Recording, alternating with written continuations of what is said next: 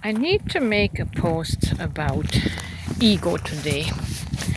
Um, I feel like I'm one of the people that is swimming against the tides because um, the spiritual circles and the spiritual community and even ancient biblical texts have vilified the ego to no end. And I don't know if it's just because they didn't understand it at the time. I'm going to present it from my understanding and experience. And if I go against 2,000 years of biblical text and spirituality, I don't mind. I mean, I'm a nonconformist. You should know that by now. Let me talk about the ego. And let me address the fear of ego. The fear of it going out of control. Because I see this in comments from my friends. They're just, I really feel the energy and vibration of that, of being deathly afraid of their ego going out of control. You have to remember that love casts out all fear. Okay? So how can we apply this to ego, the fear of ego? Ego is not a separate part of you. Ego is you. But ego is, think of it as a little child that, let's say you grew up in a large family and you had 8 or 10 kids, and the mother was overwhelmed and the father was working, and basically the kids just raised themselves. They didn't have the emotional nurture individually. And this neglect, this need of being seen and heard and loved individually was absent. And such a child will grow up emotionally and psychologically disturbed with a very active, out of control ego. Is that ego bad? Is that child bad? No. It's just an ego that has lacked in love. And the louder it gets, it just is a louder cry for love, a louder cry to be understood, a louder cry to be embraced, accepted, and not judged. That is your ego. If it is really big right now and creating a scene at the supermarket, like some kids, it's because it's crying for love. It's not asking to be put in timeout when you get home.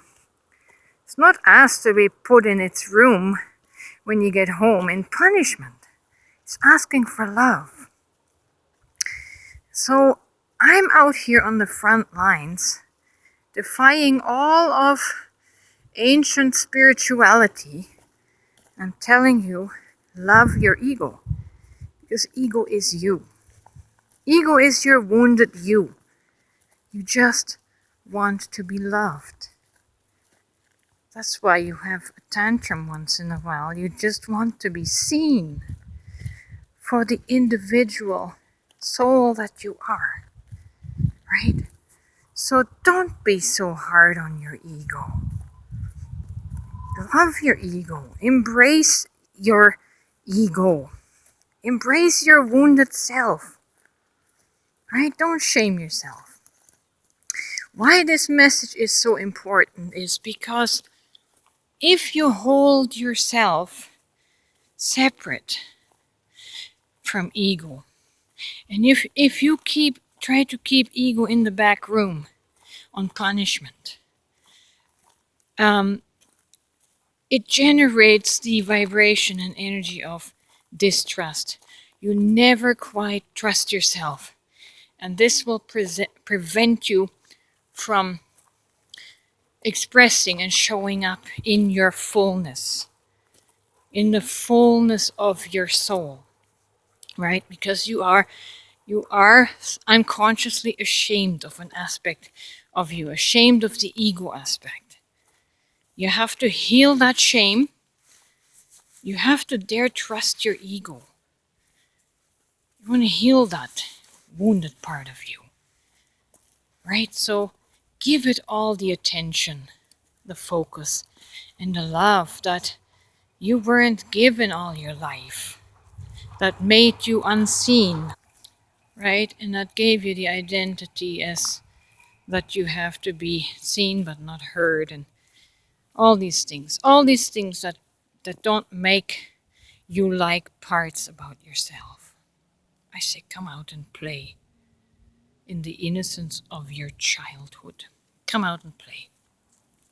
Bring out your ego to play, right? Don't shun it. Don't put this aspect of you into the shadow. Bring it out into the light. It deserves to be loved, integrated, so that you can become a whole person that fully trusts in themselves and is so self-confident, because now is when you are linking into your eternal self, into your soul, which is source God energy. You can trust yourself 100%. You don't even need to rely on spirit guides.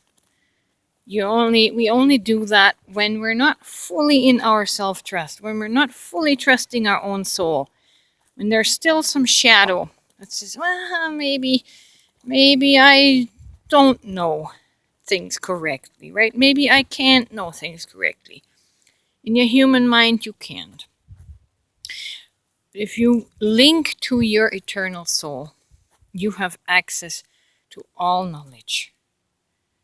And yes, it comes through you. It is able to come through you. You don't have to borrow from other ascended masters. You don't have to borrow from Jesus. They will try and help you as much as possible, but they can't give you the cheat codes. You have to figure this out. You have to find your own ascension, your own ascended master, which is your soul. You do that through self-trust. And self-trust needs to build up through love and non-judgment. Stop judging yourself. Okay?